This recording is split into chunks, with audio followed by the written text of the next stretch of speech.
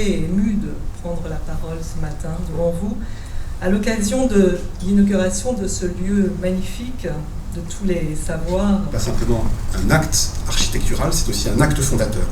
Comme les pierres de ces bâtiments rendus à leur beauté première par les mains expertes des artisans et des ouvriers, Saint-Thomas ouvre pour Sciences Po un nouveau chapitre de son histoire séculaire. C'était un bâtiment qui était vétuste, qui était triste, et qu'on a réussi à lui redonner de la clarté, de la transparence, de la lumière. Et on sent qu'il va y avoir une osmose entre les lieux et les étudiants, et c'est ça que je trouve fantastique. Voilà. Fort de ce mouvement, et avec cet outil ancré au cœur de Paris, nous sommes convaincus que votre institution saura conforter son positionnement de leader en sciences humaines et sociales. Ces murs vont accueillir un nouveau pôle majeur de la recherche universitaire, ouvert sur le monde et l'innovation, on a bien besoin en ce moment.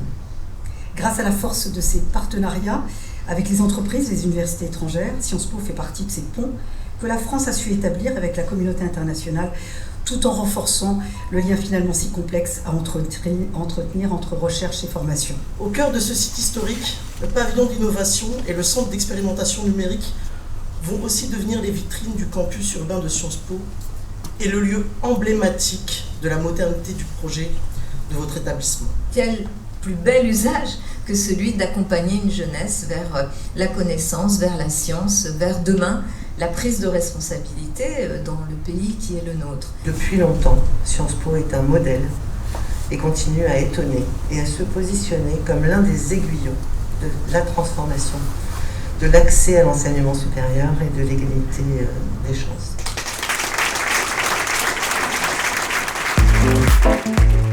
Sciences